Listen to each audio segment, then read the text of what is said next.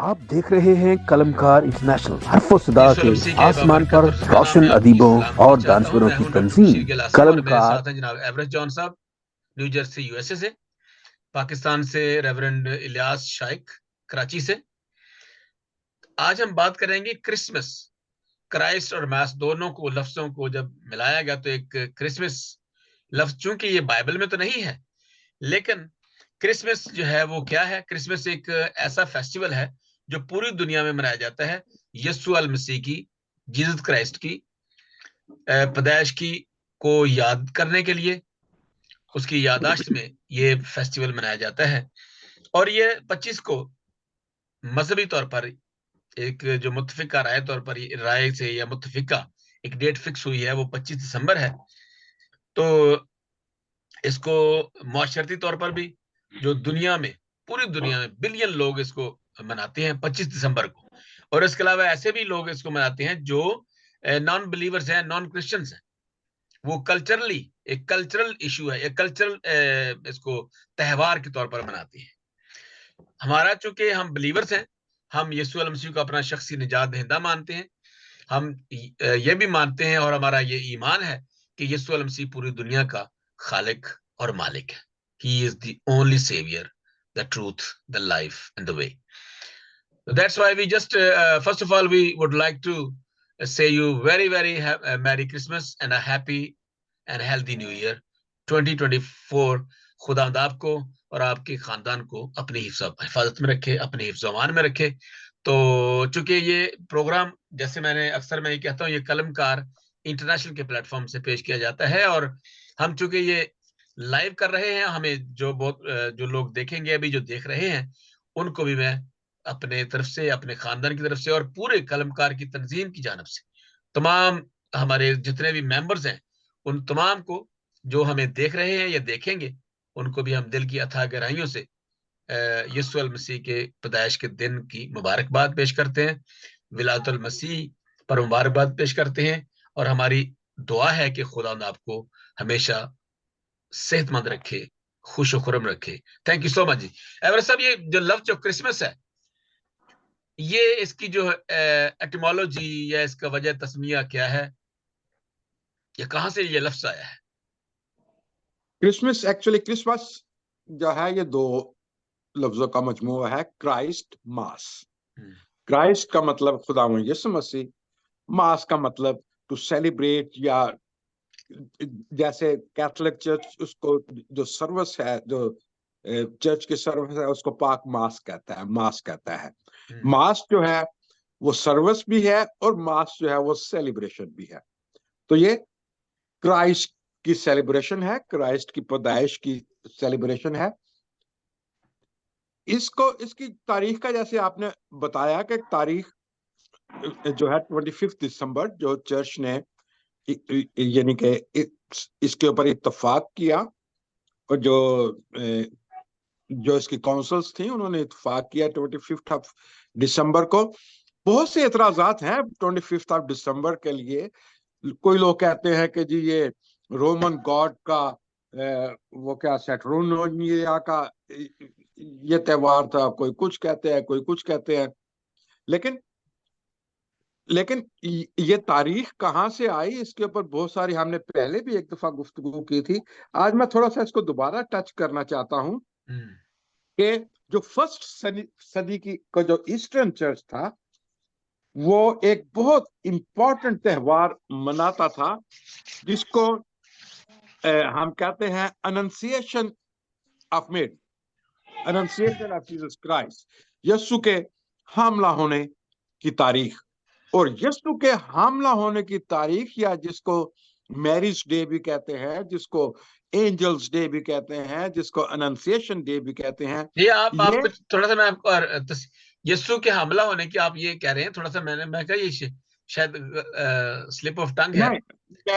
Mary के हमला हाँ, होने की तारीख, मुकद्दस मरियम के हमला होने की, जी जी, हमला होने की हाँ जी, क्योंकि तारीख हमारी जो थी। रिकॉर्ड हो रही है ना, इसलिए हम वो कह भी नहीं सकते कि आई एम ये मैंने नहीं सॉरी, कहा। हाँ। तो मरियम के हमला, यस्सु से मरियम के हमला होने की हाँ जी, हाँ जी। तारीख जो है वो पहली सदी से ही मार्च 25 डिटर्मन थी। मार्च 25 को ईस्टर्न चर्च ये सेलिब्रेशन बड़े जोश और खरोश से मनाते थे। और 24th of March spring equinox भी जिसको कहते हैं, यह तारीख फिक्स हो चुकी हुई थी।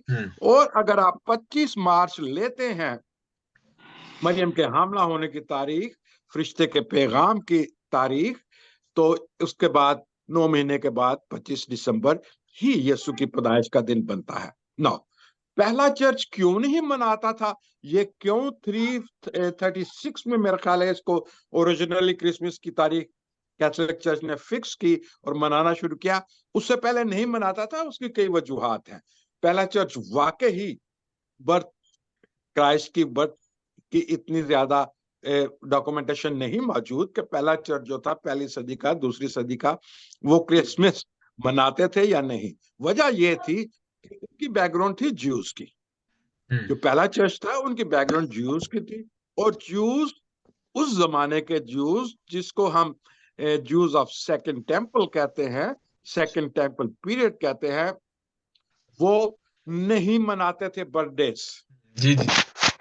ज्यूज में बर्थडे मनाने का रिवाज नहीं था, क्योंकि आज भी जो ज्यू है वो ये दुआ करता है कि आए खुदावन मुझे मौत देना तो मेरे जन्मदिन के ऊपर देना। तो इसलिए वो ये समझते थे कि एक उनके ऊपर एक कॉन्सेप्ट है, कंप्लीट एज थ्योरी जो थी, कि जो अच्छे लोग हैं वो जिस दिन पैदा होते हैं उसी दिन उनकी फौतगी होती है, उसी दिन वो मरते हैं। मूसा की वो एग्जांपल देते हैं, मोसेस की, बाइबल में मौजूद है कि जिस दिन वो मरा उसी दिन जो था उसका जन्मदिन था, उसी दिन वो पैदा हुआ था।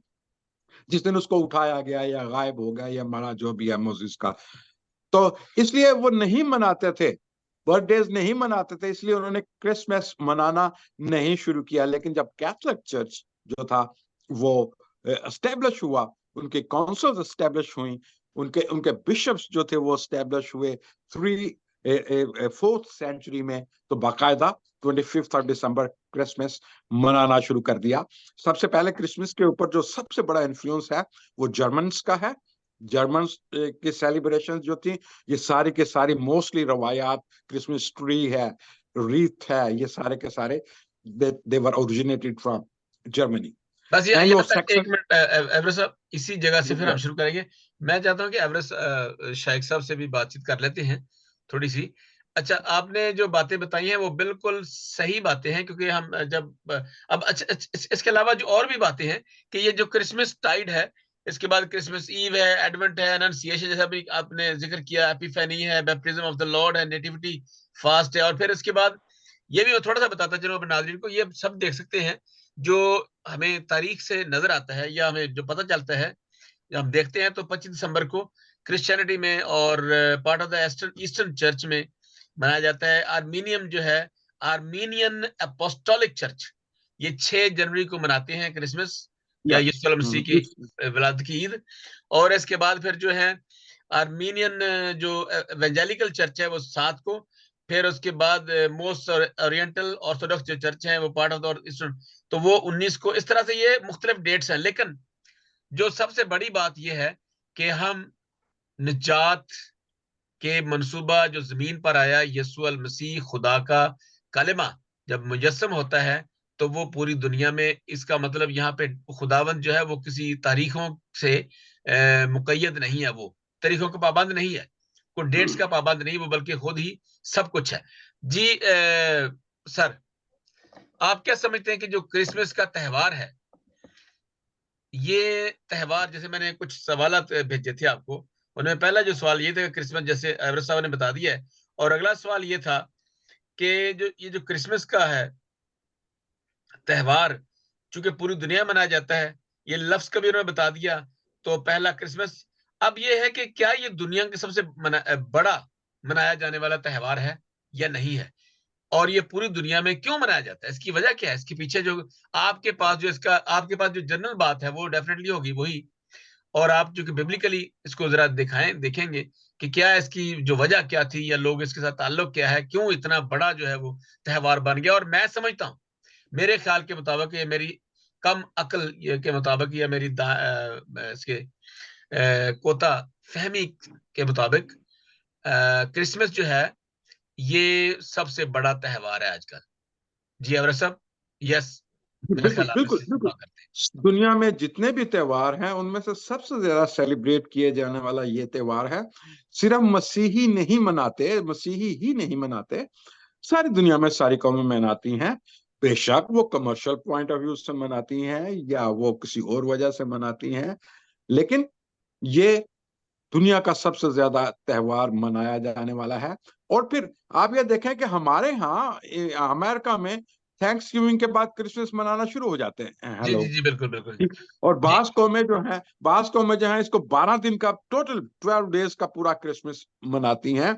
और फिर दिसंबर में हर जगह पे थैंक्स गिविंग के बाद लाइटें लग जाती हैं। थैंक्स गिविंग का लोगों ने अपने घर डेकोरेट करना शुरू कर देते हैं, क्रिसमस ट्री लगना शुरू कर देते हैं। और फिर सबसे बड़ी बात, बहुत सी चीजें सेल के ऊपर लग जाती हैं, तो जी, इसलिए। चलिए चलते हैं शाइख साहब के पास। जी, ये हाँ जो हाँ। क्रिसमस जो है इसकी इतनी हम्म। अहमियत क्यों है बिब्लिकली, आप जरा बता दीजिए।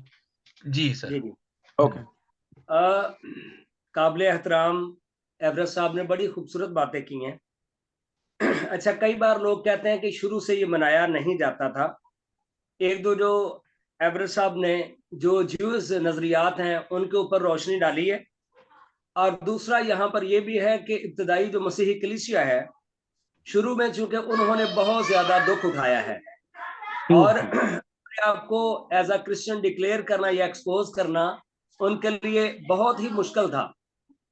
और जहां तक हिस्ट्री में देखें, कॉन्स्टेंटाइन जो है उसकी माँ हेलेना जब मसीही हुई तो उस वक्त फिर कलीसिया के ऊपर जो जुल्म और तशद्दुद है उसमें कमी वाक़ई हुई, और उसकी डेथ के बाद 336 एडी में पोप ने जो है उसने जो है ये परमिशन दी। बाकायदा।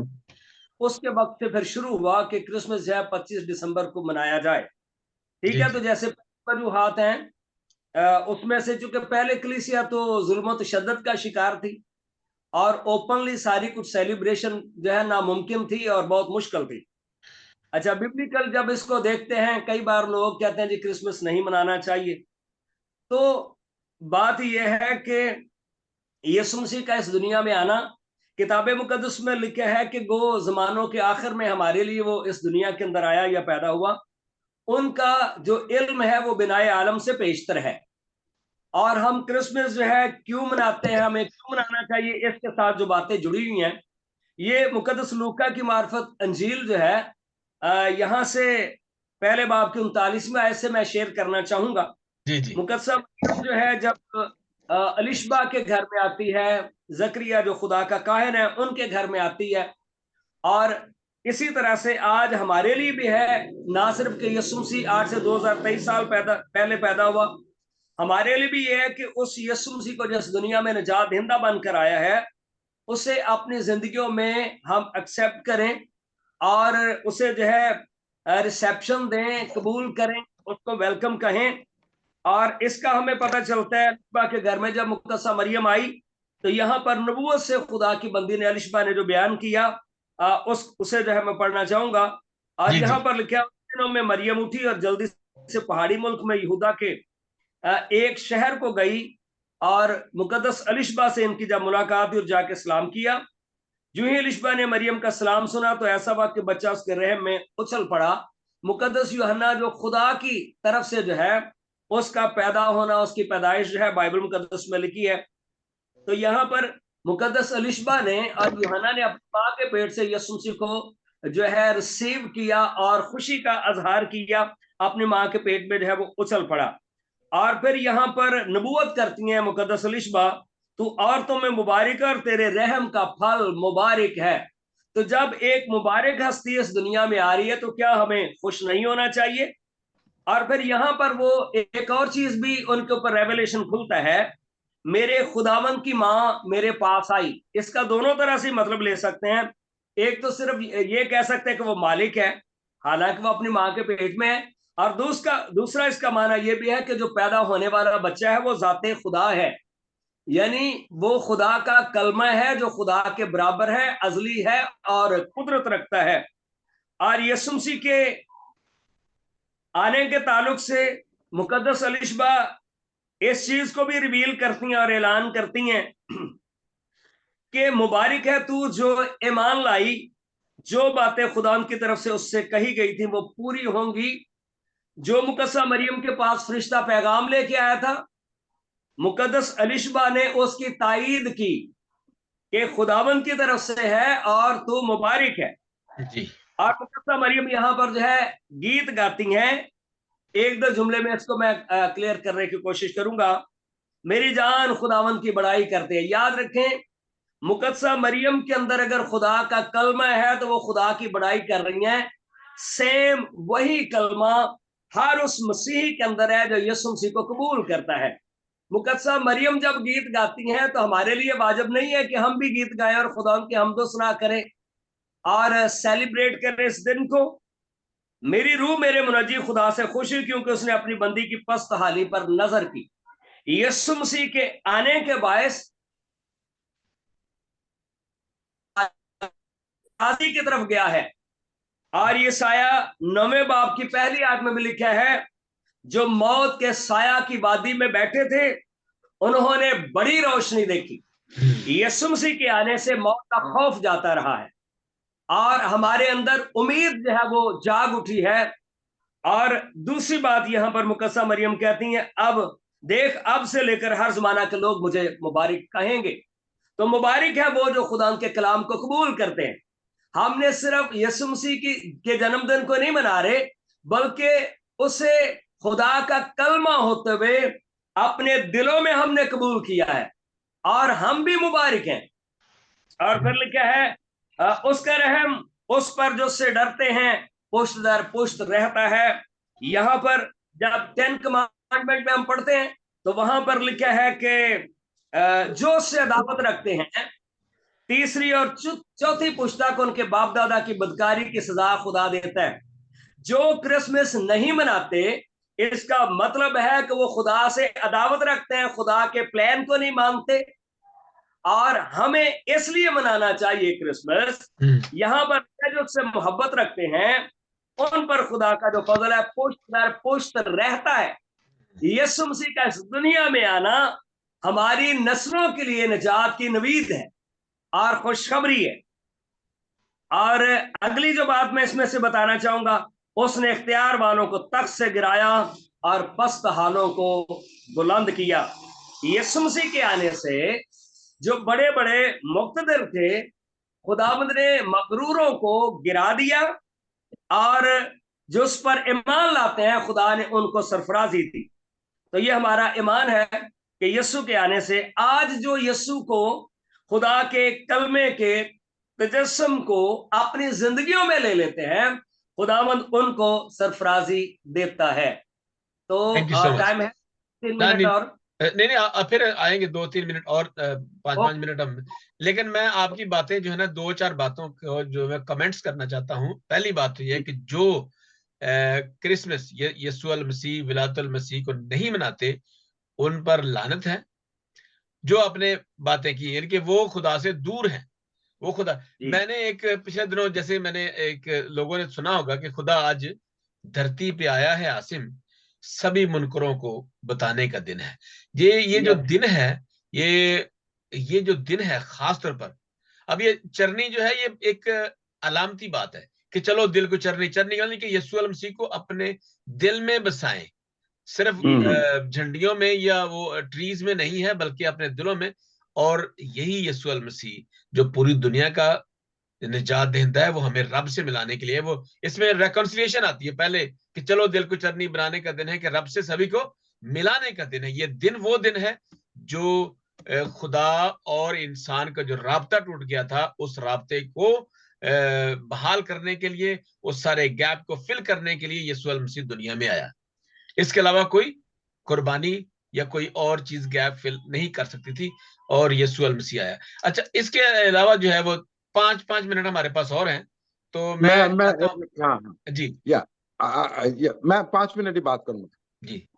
जैसे आपने कहा ना, आपने बड़ी खूबसूरत बात की कि जो लोग नहीं मनाते, जो लोग नहीं मानते, वो या तो मीडिया में आके हुज्जत करते हैं या हिस्ट्री के वो चैनल्स देखते हैं जो कि हर क्रिसमस के सीजन में आपको ये कहना शुरू हो जाएंगे कि हिस्टोरिकल नहीं है।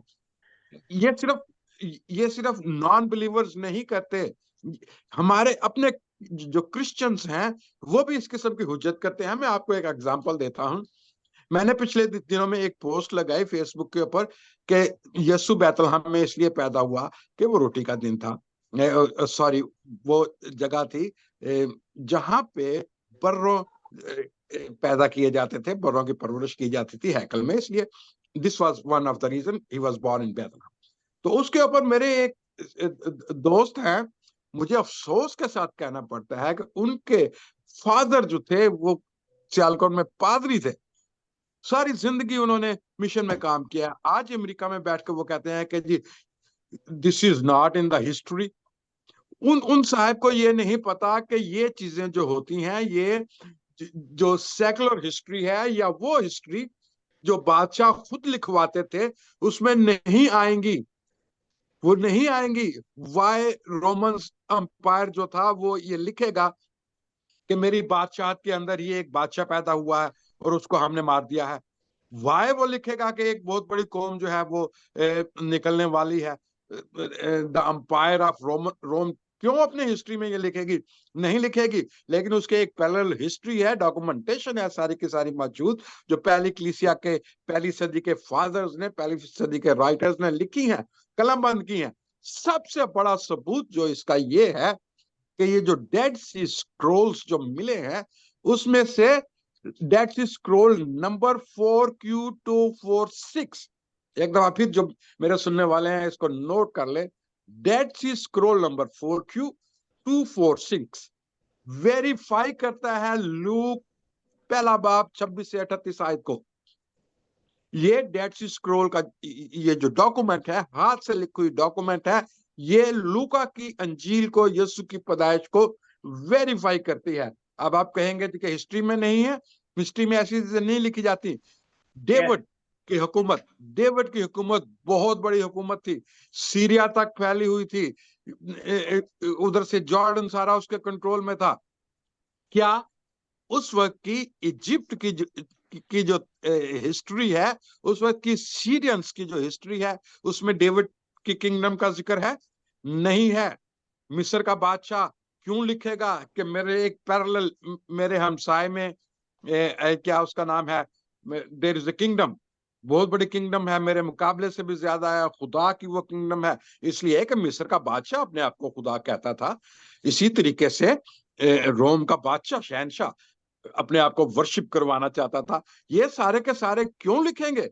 ये बाइस्ड हिस्ट्री होती है, इसमें से आप नहीं ढूंढ सकते। आप हिस्ट्री, पैरेलल हिस्ट्री को देखें, एवरीथिंग इज अवेलेबल। अब तो जब से ये डेड सी स्क्रोल्स मिले हैं, अब तो बहुत चीजें वाजिया हो गई हैं। अगर आज आप ये कहेंगे कि आपको ये हिस्ट्री में नहीं मिलती, तो आप हुज्जत कर रहे हैं, आप जानबूझ के यीशु का इनकार कर रहे हैं। और अगर आप जानबूझ के यीशु का इनकार कर रहे हैं तो आपके सर को वो जरूर कुचलेगा। बिल्कुल सही। Thank you so much Everest साहब, बहुत शुक्रिया। क्योंकि जब मैं क्रिसमस की बात करता हूं तो इसमें खुदा का बेटा पैदा हुआ नहीं है, इसका लफ्ज मतलब, इसके लफ्जी मतलब नहीं है। खुदा का बेटा वो सिफाती बेटा है, क्योंकि वो खुदा से निकला है, तो खुदा का बेटा कहेंगे ना। अब ये देखिए, एक जैसे पिछले दिन मेरी बातचीत हुई वो डॉक्टर डैनियल से, तो जो एक कबूतर का बच्चा है कबूतर ही होगा, ठीक है, शेर का बच्चा शेर ही होगा। यानी वो उन्होंने कहा कि जी देखें, जो खुदा से निकला है तो वो खुदा का जैसा होगा, खुदा का बेटा होगा। अब हम जैसे जो लोग जिस्मानी है वो जिस्मानी बातें देखेंगे, जो रूहानी है वो रूहानी बातें देखेंगे। अब ये है कि ये तो बड़ा वादे लिखा हुआ है, जिस्मानी लोग जिस्मानी बातें सोचते हैं। मैंने देखा है ऐसे लोग हैं जो गैर मसीही हैं, वो कहते हैं ये जो मसीही लोग हैं, ये क्रिश्चियन जो लोग हैं, मुकद्दसा मरियम को, खुदा माफी दे, मुकद्दसा मरियम को खुदा की बीवी कहते हैं। और ये बहुत से लोग कहते हैं, बहुत से मौलवी और बहुत से लोग ऐसे हैं जो ये गलत बिल्कुल तालीम है और ये झूठ बोलते हैं। मंबर में बैठकर आप झूठ बोलते हैं कि हम ये ऐसा कहते हैं, कतन नहीं कहते, और हम एक ही खुदा है। खुदा हमारा एक ही खुदा है, उसकी सिफात है, उसकी एसेंस है, जो वो उसके अंदर है। जब एक फरिश्ता आता है तो वो रूह आता है, खुदा का रूह है, जो पाक रूह है, जो मुकद्दस पाक रूह भी पैदा कर सकता है, पाक रूह की कुदरत से पैदा हुआ। तो पाक रूह बजाते खुद एक क्रिएटर है, और उसके अंदर सारी जो खुदा की सिफात है वो ये। मुझे तो अक्सर जो ना, वो प्राइमरी स्कूल में एक हमारे टीचर थे, तो वो मुझे कहते यार ये तो बड़ा अजीबोगरीब है। एक खुदा कहेगा आज मैंने बारिश डलवानी है, आज बारिश होनी चाहिए, दूसरा खुदा कहेगा नहीं बारिश मैंने करवाया, आज मैंने यहाँ पे आंधी आनी चाहिए। तो बड़ी वो ना, बड़ा ही मजाक खेत सी बातें कर रहे थे, तो करते थे। जब मैं प्राइमरी स्कूल में था तो मैंने उन्हें कहा कि ऐसा नहीं है बिल्कुल। तो ये चीजें जो है ये चलती रही हैं, बिल्कुल पैदल चलती रही हैं, अपने बनाई हुई चीजें जो बिल्कुल ये बेलज्जा गुनाह है, जो गुनाह भी है। और इसके अंदर उनको जो है वो, इसके अंदर तो जाहिर है वो बहुत बड़ा तो नुकसान नहीं होगा, लेकिन आप अपने आप को प्लीज करती हैं, नापाक करते हैं, क्योंकि आप झूठ बोल रहे होते हैं और पता भी होता है इनको। अब चीजें जो है वो चूंकि मीडिया है और सारे लोग बताना चाहते हैं। मैंने उन्हें कहा कि खुदावंद का बेटा जो है यीशु मसीह, वो रूहानी है, वो सिफाती है, वो खुदा से निकला हुआ है, और वो खुदा का बेटा। अच्छा जी, वो जो आपका जो रह गया था पॉइंट, तो 5 मिनट सर, तो फिर हम इसको खत्म करेंगे, क्योंकि मेरे पास अभी बस 5 मिनट और है। जी जी सर, शेख साहब। अच्छा सर, एक तो बात ये है, यीशु मसीह जो है ना, खुदा का हकीकी बेटा है। हाँ जी, हाँ जी, उसकी बिल्कुल बिल्कुल। आपकी बात की मैं तायीद करता हूं। अच्छा, अब कई लोग हैं जब देखें जो नहीं मानते ना, अब जब यहाँ पर हज के दिन आते हैं तो नेक्स्ट डे एक खबर हमेशा आती है, टीवी पे भी आती है, न्यूज़पेपर में भी, कि कितने फरजंदाने तौहीद ने फरजाने तौहीद या अगर हम ये मान सकते हैं कि वो फरजंदाने तौहीद हैं, तो फिर हम क्यों नहीं मान सकते कि यीशु मसीह खुदा का बेटा है? तो वो फिर कैसे तौहीद बंद हो गए? तो वो तो निस्बत से है, लेकिन यीशु मसीह चूंकि खुदा का कलमा है और कलमा मुतकल्लम में से निकला है और इस दुनिया के अंदर आया है, तो फिर उसे खुदा का बेटा नहीं कहेंगे तो फिर क्या कहेंगे? और बाइबल में भी उसके लिए बिगॉटन सन लिखा है, इकलौता बेटा है, यानी कलमा है जो उसमें से, तो निकलने का माना ही बेटा है, उसमें से बेटा। यानी एक वक्त में हमारा तो हम हमारे बाप के अंदर था, हम जब जिस्म हमने लिया तो बेटे ठहरे। खुदा और यीशु मसीह के रिश्ते को जिस्मानी नहीं लेंगे, चूंकि खुदा रूह है, तो उसमें से कलमा निकला, तो निकलने के सबब से बेटे ही हुआ। ठीक है। अच्छा, दूसरी बात हम ये कर रहे हैं कि इसलिए क्रिसमस जो है उसे मनाना चाहिए। उसने इख्तियार वालों को तक से गिरा दिया और पस्त हालों को बुलंद किया। जो ये बिलीव करते हैं कि यीशु मसीह इस दुनिया के अंदर आया है, खुदा उनको सरफराजी बख्शता है, और ये हमारा ईमान है। इसके लिए आपको मैं जो एग्जाम्पल देना चाहूंगा, आस्तर की किताब का 6वां बाब, आस्तर जो बुक है उसके अंदर खुदा लफ्ज नहीं है। इसलिए जब बाइबल को तरतीब दिया जा रहा था तो आस्तर की किताब को दूसरी बुक से बाद में इसलिए ऐड किया गया कि इसके अंदर जो है ना खुदा लफ्ज नहीं है, गो खुदा लफ्ज नहीं है, लेकिन आस्तर की बुक में खुदा बड़ी कुदरत के साथ काम करता हुआ नजर आता है। और यीशु मसीह सिर्फ बादशाह पैदा ही नहीं हुआ, बल्कि वो हमें बादशाही देने के लिए आया। उसने हमें भी बादशाही बना दिया। मुकाशवा पहले बाब में लिखा है कि उसने हमें भी बादशाही बना दिया है। तो इस पे हमें बिलीव करना चाहिए।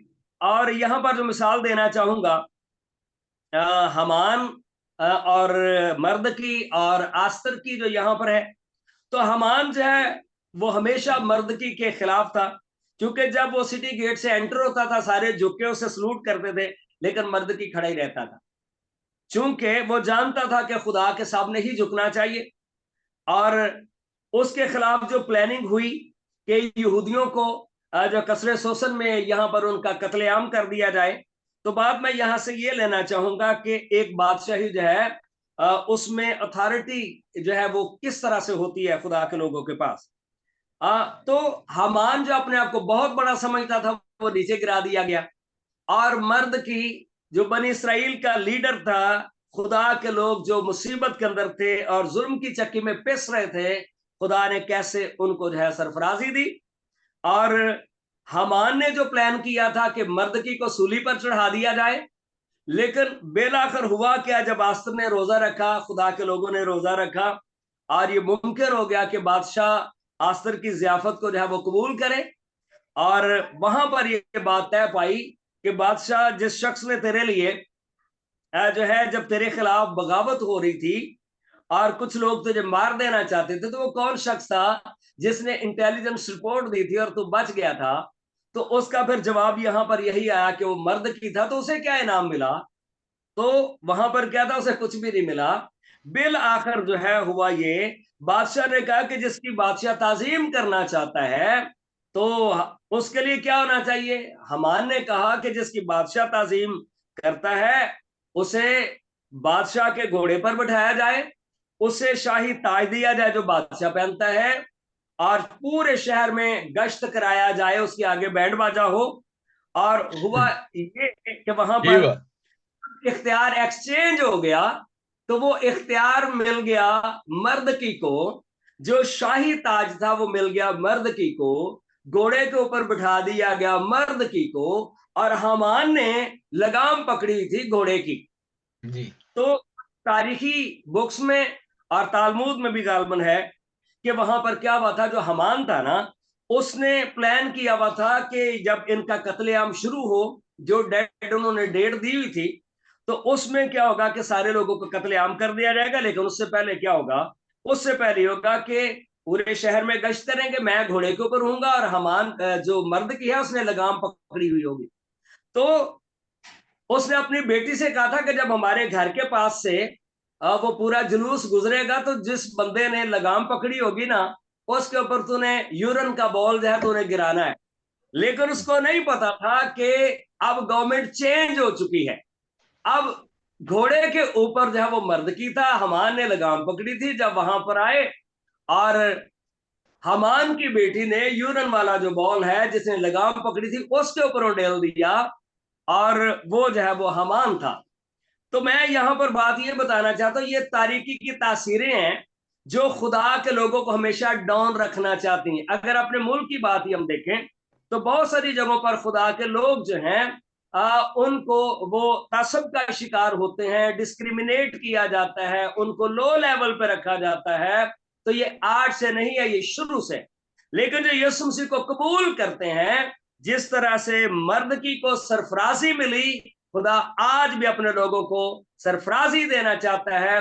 और इसकी वाहिद एक ही रीजन है, अगर हम यीशु को कबूल करके उसके जन्मदिन को मनाते हैं तो ये हमारी फतहमंदी का अजहार है। जो नहीं मनाते वो शिकस्त खुर्दा हैं और वो पिसते ही रहेंगे, वो जिल्लत में रहेंगे।